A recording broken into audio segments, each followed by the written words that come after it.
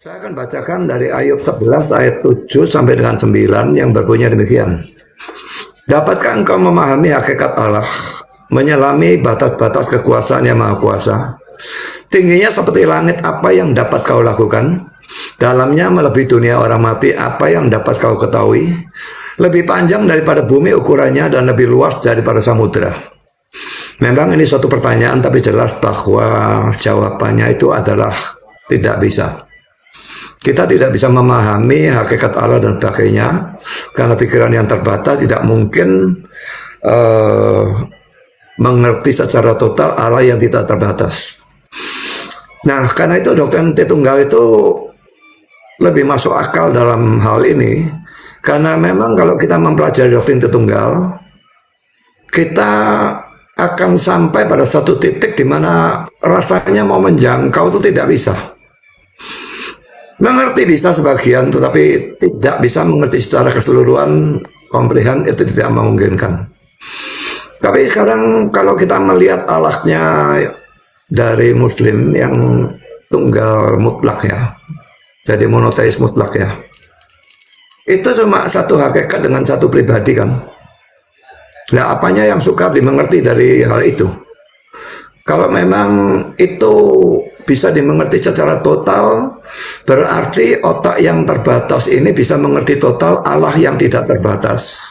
Dan menurut saya itu justru tidak masuk akal. Nah, yang Tritunggal ini, otak yang terbatas tidak bisa mengerti secara total Allah yang tidak terbatas, itu justru yang masuk akal. Ya, sekian dulu dari saya. Silakan. Ya, Gurunda bisa langsung. Tunggu sebelum Gurunda, ini yang di bawah kagak mudeng ya. Tadi di awal kan udah deal. Ini sesinya langsung dialog TikTok, dialog timernya di skip gitu loh. Jadi udah nikmati aja, pergantiannya itu dari kata silahkan. Oke, Gurunda. Silakan. Iya, baik.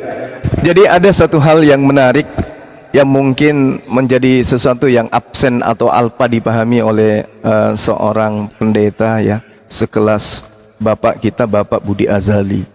Ketika pernyataan terlontar dari mulut, manusia sangat terbatas di dalam memahami konsep ketuhanan. Apa yang saya maksud di sini adalah ketika Tuhan menyatakan diri kepada para nabi, kemudian muncul manusia-manusia yang berasal dari orang Farisi, keturunan Benyamin, dilanjutkan oleh bapak-bapak gereja. Justru dengan keterbatasannya kemudian membungkus Tuhan itu dalam rupa makhluk. Ini harus dipahami dengan baik. Karena ketidaksanggupannya kemudian melahirkan, menciptakan daya pada diri manusia itu sendiri, sehingga mencoba untuk menarasikan Tuhan itu menjadi sesuatu yang bisa mereka nalar. Contoh, ketika berbicara mengenai pribadi Yesus, siapa Yesus itu? Tuhan. Bisa nggak dinarasikan Yesus itu? Bisa. Mulai dari dia dikandung, mulai dia dilahirkan, kemudian jadi bayi, jadi anak-anak, jadi remaja, jadi mohon maaf, jadi mayat, hidup kembali. Semua bisa ditakar oleh akar. Tapi Pak Pendeta mengatakan manusia terbatas, tidak bisa kemudian menceritakan, mengukur dan seterusnya tentang Tuhan. Tapi faktanya di Kristen Tuhannya bisa diperlakukan apa saja oleh orang-orang yang sesaman dengan dirinya. Ini adalah sesuatu yang sangat-sangat bertentangan. Sangat bertentangan. Tuhan tidak bisa kemudian dinarasikan. Manusia sangat terbatas di dalam menelaah dan menerawang tentang objek atau apapun yang terkait dengan pencipta. Kalau ini benar di Islam memang betul, manusia tidak sanggup kemudian menelaah keberadaan Tuhan itu, sehingga untuk mengetahui keberadaan Tuhan maka Tuhan sendiri menyatakan diri dalam Al-Quran, sanurihim ayatina fil afaqa wa fi anfusihim hatta yatabayyana lahum annahul haqqa awalam yakfir bi rabbika annahu ala kulli syai'in syahida. Kami akan memperlihatkan kepada manusia tentang kebesaran keberadaan kami di segenap penjuru dan bahkan pada diri mereka, sehingga jelaslah bagi mereka tentang pencipta itu. Jadi Tuhan itu tidak terbatas, kemudian manusia terbatas, maka ketika manusia terbatas, sampai kapanpun batasan antara makhluk dan ciptaan itu tidak akan pernah disatukan, tidak akan pernah disetarakan, tidak akan pernah disamakan. Sedangkan di Kristen, apa yang tidak bisa diakal, apa yang tidak bisa ditakar, tidak bisa diukur dari Yesus. Berkata-kata dia terbatas, datang sebagai manusia bukan atas kehendaknya, berbuat terbatas, melakukan sesuatu terbatas, semua dibatasi. Oleh karena orang-orang Kristen Tuhannya terbatas, maka saya katakan yang mereka sembah itu bukanlah Tuhan yang sebenarnya, tapi hanya makhluk Tuhan. Kenapa demikian? Mohon maaf, Pak Pendeta sendiri mengatakan manusia sangat terbatas sehingga tidak bisa menyelami Tuhan. Tapi faktanya hari ini manusia Kristen bisa menyelami Tuhan mereka. Kita bisa baca Filipi 2 nomor 6, nomor 7, nomor 8, Kolose 2 nomor 9. Semua data yang saya sajikan adalah takaran-takaran akal manusia terhadap Tuhannya orang Kristen. Jadi tidak ada manusia di atas muka bumi ini yang tidak bisa menakar Tuhannya Kristen. Semuanya bisa. Tidak ada yang tidak bisa ditakar dari Yesus itu. Demikian Pak Pendeta, terima kasih. Silakan ya Guru. Silakan. Siap. Jadi ini aku masuk sedikit ya Pak Pendeta, supaya nggak banyak intervensi dari moderator dalam dialog ini. Nanti setiap kata silakan udah keluar langsung masuk aja ya setiap lawan narasumbernya ya. Oke, thank you. Lanjut. Bang Suma bilang bahwa Yesus itu tidak ada yang tidak bisa dimengerti, karena Bang Suma menyoroti Yesusnya itu yang adalah manusia. Saya tadi dalam statement pembukaan saya sudah mengatakan tentang kristologi itu, bahwa Yesus itu adalah sejak inkarnasi ya, sejak inkarnasi dan seterusnya, dia sungguh-sungguh Allah dan sungguh-sungguh manusia. Jadi kalau kita pada zaman itu misalnya, andai kata kita bertemu dengan Yesus, yang kita lihat itu manusianya. Yang bicara kepada kita itu manusianya. Yang melakukan segala hal, dilahirkan dan sebagainya, itu manusianya. Yang mati itu manusianya juga. Tapi ilahinya tidak terkungkung di dalam diri manusia itu. Dia tetap maha ada dan memenuhi seluruh alam semesta. Tidak ada tempat di mana dia tidak ada. Nah, itu yang tidak bisa dimengerti. Allahnya yang tidak bisa dimengerti, bukan manusianya. Manusianya itu datang untuk, memang tujuan utama menebus dosa supaya ada jalan ke surga, karena tanpa dia menebus dosa tidak ada jalan ke surga dan semua manusia akan masuk neraka. Tapi dia menjadi manusia itu memang menjadi manusia yang terbatas, dan itu yang bisa kita mengerti. Dan kalau kita mengenal dia, maka kita mengenal Allah. Karena itu dia disebut dengan istilah firman. Menurut saya firman itu gelar ya, dalam Yohanes 1 ayat 1 dan Yohanes 1 ayat 14. Pada mulanya adalah firman, firman itu bersama-sama dengan Allah, dan firman itu adalah Allah. Lalu ayat 14, firman itu telah menjadi manusia. Jadi firman itu bagi saya adalah suatu gelar, bukan kata-kata Allah. Dan kenapa dia digelari firman? Firman dalam bahasa Inggris adalah word, kata gitu ya. Kalau saudara ketemu saya dan saya tidak pernah ngomong apa-apa tentang apapun, saudara tidak bisa mengenal saya. Tapi begitu saya mengeluarkan kata-kata, saya mulai bicara ini dan itu dan sebagainya, maka saudara mulai mengenal saya. Nah, Yesus juga demikian. Yesus disebut firman karena melalui Yesus orang mengenal Allah. Tapi Yesus sebagai manusia itu Yesus yang terbatas memangnya. Yang tidak terbatas itu Yesus sebagai Allah. Silakan.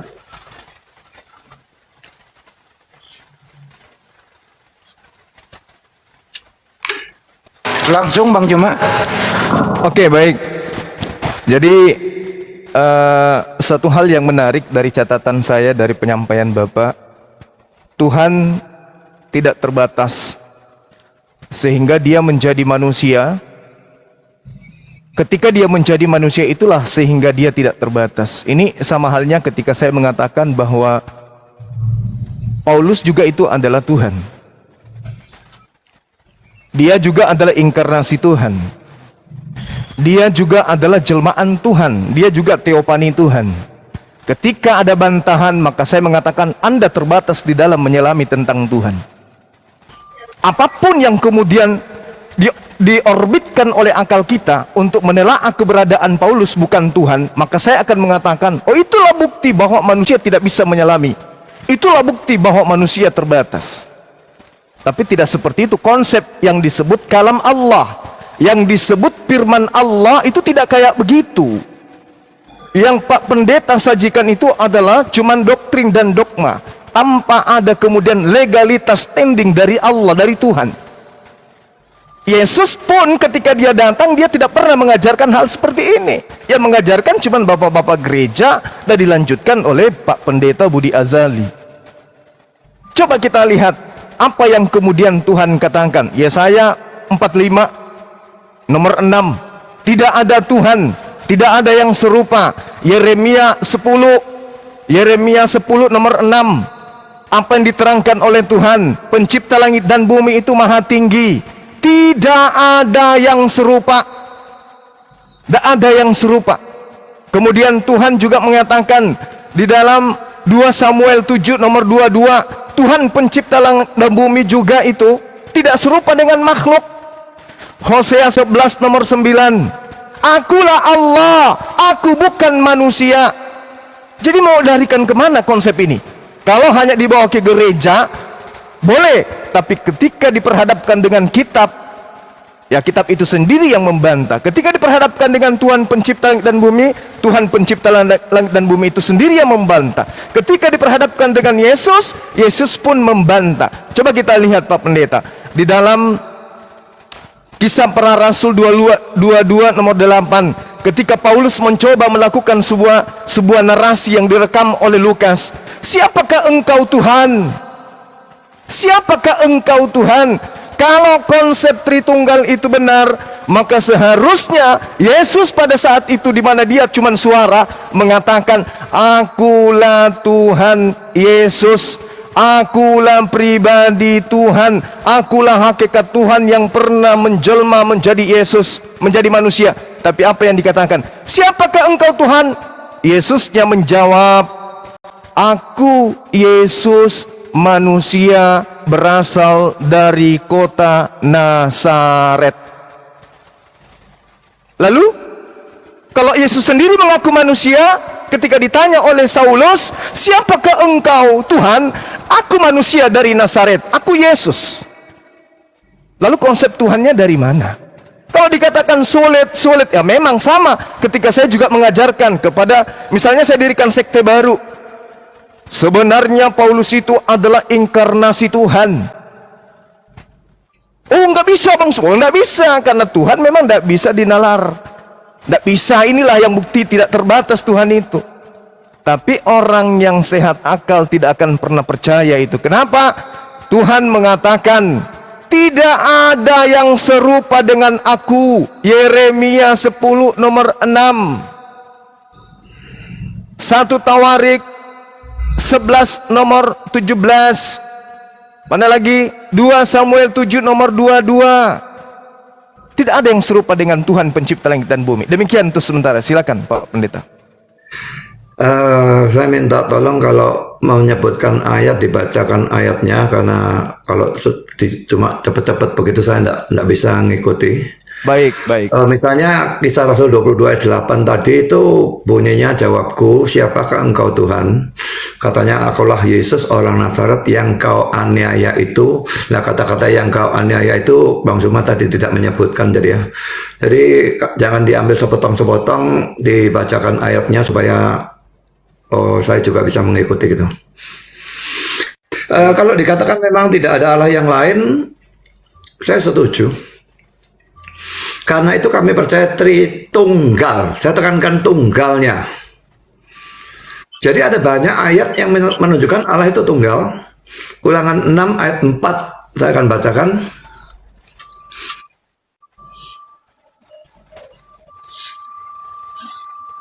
Ulangan 6 ayat 4. Dengarlah hai orang Israel, Tuhan atau Yahweh itu Allah kita, Tuhan atau Yahweh itu Esa. Jadi jelas dikatakan bahwa itu Esa. Dan banyak ayat yang seperti itu. Kalau dikatakan tidak ada Tuhan, tidak ada Allah lain selain aku, tidak ada masalah bagi kami. Karena biarpun Bapa itu Allah, dan dia mengatakan tidak ada Allah lain selain aku, Yesus sebagai Allah, Allah anak ya, dan Roh Kudus, Roh Kudus, itu Allah sepenuhnya. Tapi bukan Allah lain. Kenapa bukan Allah lain? Karena mereka punya satu hakikat. Makanya tadi dalam statement pembukaan saya mengatakan, biarpun saya percaya bahwa Bapa itu Allah sepenuhnya, dan Anak itu Allah sepenuhnya, dan Roh Kudus itu Allah sepenuhnya, tapi saya tidak percaya ada 3 Allah. Demikian juga Bapa adalah Tuhan, Anak itu Tuhan, Roh Kudus itu Tuhan, tapi saya tidak percaya ada 3 Tuhan. Cuma saya percaya satu Tuhan, karena mereka punya cuma satu hakikat. Dan yang seperti itu memang tidak bisa terbayangkan. Nah, itu yang di luar pembayangan kita. Jadi kalau banyak disebutkan ayat-ayat yang menunjukkan ketunggalan Allah, semua saya aminkan, semua saya terima. Karena saya percaya tanpa ayat-ayat itu, saya percaya triteisme, 3 Allah atau 3 Tuhan. Tapi dengan adanya ayat-ayat yang menunjukkan ketunggalan Allah itu, saya tidak mempercayai triteisme atau 3 Allah, tapi saya percaya Tritunggal. Jadi Tritunggal ini terletak di antara 2 pandangan. Yang pertama adalah monoteis mutlak, seperti ajaran Islam. Ya, ini monoteis mutlak. Lalu yang di sebelah sana, ekstrem yang satunya adalah politeisme. Nah, kalau percaya 3 Allah ya termasuk politeisme ya, pokoknya lebih dari 1 ya politeisme. Lah, kami Kristen ini percaya bukan monoteisme mutlak, bukan juga politeisme. Tapi kami percaya Tritunggal, monoteis yang tidak mutlak. Nah, tentang ayat-ayat yang menunjukkan ketunggalan, saya kira saya tidak perlu menunjukkan terlalu banyak, karena Bang Suma sudah memberikan banyak. Tapi kalau ayat-ayat menunjukkan adanya kejamakan dalam diri Allah, itu dalam kitab Kejadian pasal 1 saja sudah ada ya. Kejadian pasal 1 ayat 26-27 saya akan bacakan ya. Berfirmanlah Allah, baiklah kita itu bentuk jamak ya, menjadikan manusia menurut gambar dan rupa kita, supaya mereka berkuasa atas ikan-ikan di laut dan burung-burung di udara, dan atas ternak dan atas seluruh bumi, dan atas segala binatang melata yang merayap di bumi. Maka Allah menciptakan manusia itu menurut gambarnya, karena bentuk tunggal yang digunakan. Tadi 2 kali bentuk jamak dalam ayat 26, tapi ayat 27 gambarnya itu bentuk tunggal. Menurut gambar Allah diciptakannya dia, laki-laki dan perempuan diciptakannya mereka, 3 kali bertutur menggunakan bentuk tunggal. Jadi karena itu ayat ini termasuk salah satu yang mendasari doktrin Allah Tritunggal. Di satu pihak digunakan kata bentuk jamak, dan di lain pihak digunakan kata bentuk tunggal. Saya akan memberikan 1 ayat lagi.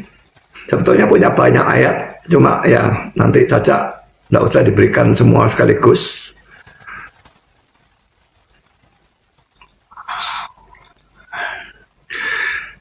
Yesaya pasal 6 ayat yang ke-8. Cuma sayang sekali terjemahan Alkitab bahasa Indonesia ini salah terjemahan. Saya akan bandingkan dengan terjemahan Alkitab bahasa Inggris dalam hal ini. Kalau versi LAI menerjemahkan begini ya. Lalu aku mendengar suara Tuhan berkata, siapakah yang akan ku utus? Ku itu bentuk tunggal kan? Dan siapakah yang mau pergi untuk aku? Lanjutannya tidak usah saya bacakan ya. Jadi ku dan aku. Tapi dalam terjemahan dari King James misalnya, dan ini bukan hanya King James, tapi semua Alkitab bahasa Inggris. Also I heard the voice of the Lord saying, whom shall I send? And who will go for us? I send, I-nya bentuk tunggal. Who will go for us? Itu bentuk jamak.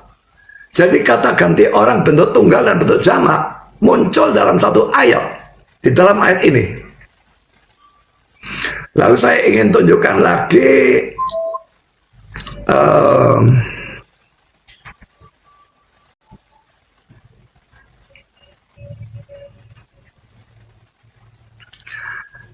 kalau bentuk jamak itu juga muncul misalnya di dalam Pengkhotbah 12 ayat 1. Ingatlah akan penciptamu pada masa mudamu, sebelum tiba hari-hari yang malam dan mendekat tahun-tahun yang kau katakan tak ada kesenangan bagiku di dalamnya. Kata pencipta atau creator dalam bahasa Ibrani-nya ada dalam bentuk jamak, sehingga seharusnya terjemahnya adalah creators. Dan YLT, satu versi Alkitab bahasa Inggris, memang menerjemahkan creators. Saya tidak tahu kenapa Alkitab Inggris yang lain tidak semua menerjemahkan creators. Padahal ini penting sekali, karena kata bentuk jamak itu digunakan untuk Allah, pencipta. Lalu saya berikan contoh yang lain lagi, Yosua 24 ayat 19. Yosua 24 ayat 19 berkata demikian, tetapi Yosua berkata kepada bangsa itu, tidaklah kamu sanggup beribadah pada Tuhan, atau Tuhan itu Yahweh ya, sebab dialah Allah yang kudus, dialah Allah yang cemburu, ia tidak akan mengampuni kesalahan dan dosamu. Dalam bahasa Ibrani-nya kata kudus ada dalam bentuk jamak, tapi kata cemburu ada dalam bentuk tunggal. Jadi kalau tadi dalam Yesaya 6 ayat 8 digunakan kata ganti orang bentuk tunggal dan jamak untuk menuju pada Allah, maka di sini dalam Yosua 24 ayat 19 digunakan kata sifat bentuk tunggal dan bentuk jamak terhadap diri Allah. Dan itu beberapa ayat yang menjadikan dasar dari doktrin Tritunggal. Jadi kalau tadi Bang Suma mengatakan bahwa dalam perjanjian lama tidak ada, dalam perjanjian baru tidak ada, dalam perjanjian lama saja ada, apalagi dalam perjanjian baru. Dalam perjanjian baru kita bisa melihat bahwa Yesus itu bisa dibuktikan bahwa dia adalah Allah. Maksud saya dibuktikan menggunakan ayat-ayat Alkitab ya. Dan Roh Kudus juga bisa dibuktikan bahwa dia adalah Allah. Lalu ada berapa Allah? Nah, kami tidak percaya 3 Allah tetap ya. Karena adanya ayat-ayat yang menunjukkan Allah itu cuma Esa. Maka kami percaya Tritunggal. Bapa itu Allah, Roh Kudus, Anak itu Allah, Roh Kudus Allah. Dan Allah itu Allah sepenuhnya ya. Tapi tetap karena hakikatnya cuma satu, kami punya cuma satu Allah. Saya berikan satu ayat lagi dalam Pak Pendeta, mungkin dulu Pak Pendeta sebelum terlalu melebar ya. Gimana? Udah terlalu panjang sih kalau aku sebagai moderator rasa gitu loh. Oke, silakan. Apa-apa ya? Silakan. Oke, Ya. siap. Terima kasih. Silakan Guru Nda. Oke, baik. Ketika Bapak Pendeta kemudian mengambil data dari kitab perjanjian Allah dengan Bani Israel dan Yehuda terkait dengan kitab Kejadian yang tadi, di situ Tuhan pencipta langit dan bumi berfirman, wa yomer Elohim na'ase Adam basal menu kitmutenu. Jadi situ Allah menggunakan kata kami, bukan kita tapi kami. Biarkan kami membuat manusia Adam dalam gambar kami, menurut rupa kami, dan biarkan mereka memerintah di atas ikan yang ada di laut. Jadi di sini tidak ada sedikit pun indikasi Tritunggal atau Tuhan itu jamak. Jadi merujuk kepada diri Tuhan itu sendiri.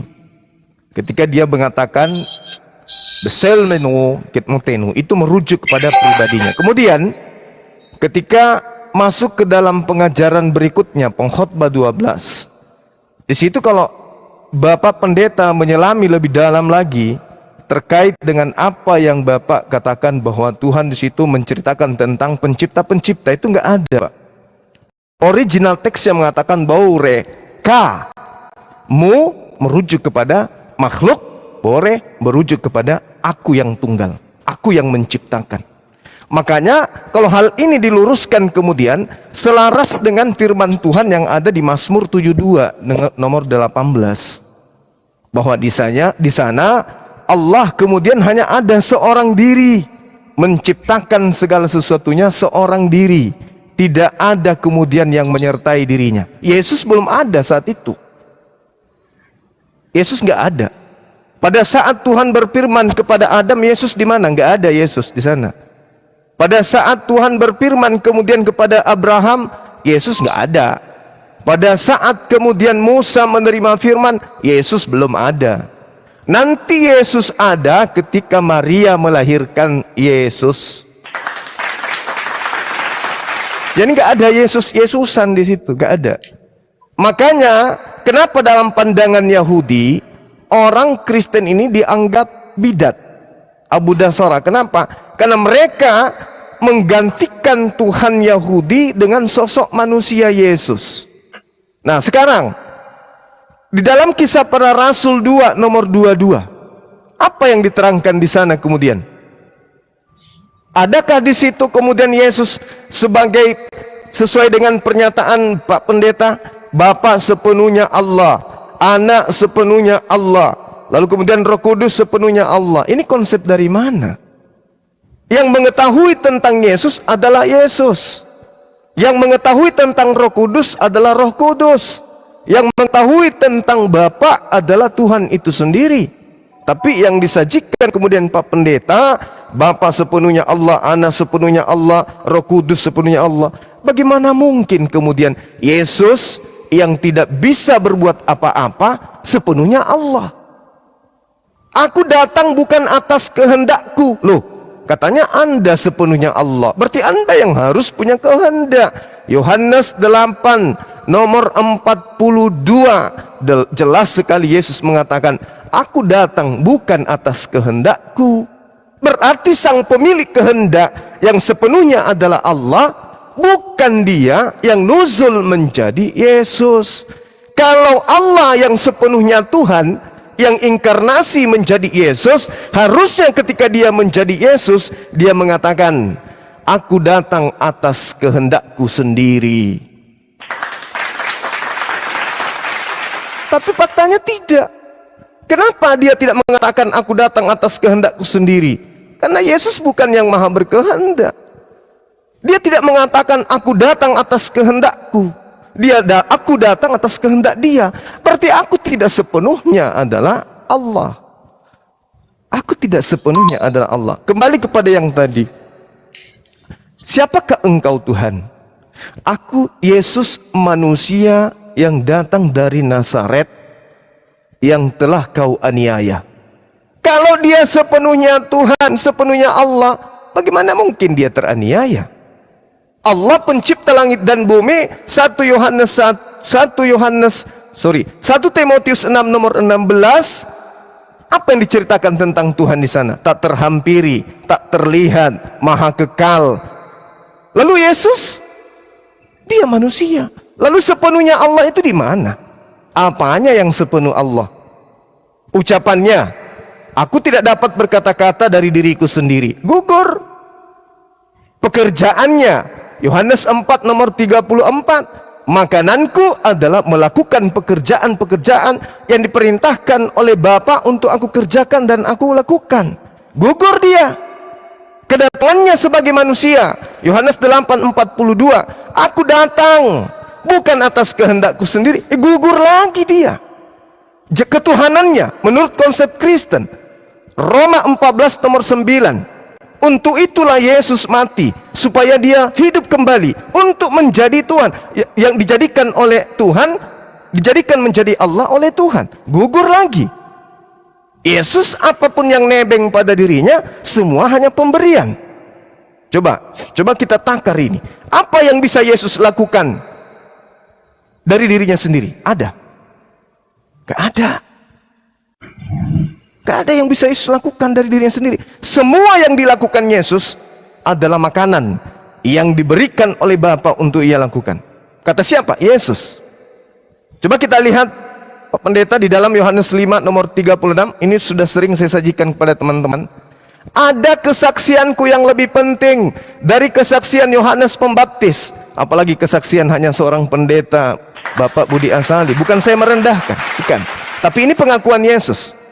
Ada kesaksianku yang lebih penting dari kesaksian Yohanes, bahwa semua pekerjaan yang aku lakukan, pekerjaan itulah yang aku lakukan sekarang. Dan pekerjaan itu yang bersaksi bahwa Bapa yang telah mengutus aku. Berarti Yesus bukan Bapa. Dia tidak sepenuhnya Allah, karena dia hanya utusan. Pekerjaan yang dilakukan misalnya membangkitkan orang mati, membuat orang lumpuh berjalan, orang buta melihat, itu bukan ketuhanan itu. Itu tidak ada aspek ketuhanan di sana. Apa yang dilakukan Yesus adalah pekerjaan yang Tuhan lakukan melalui perantaraan dia.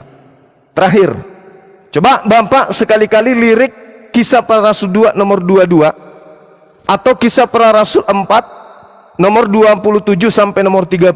Sekali-kali Bapak baca di situ, selami di sana.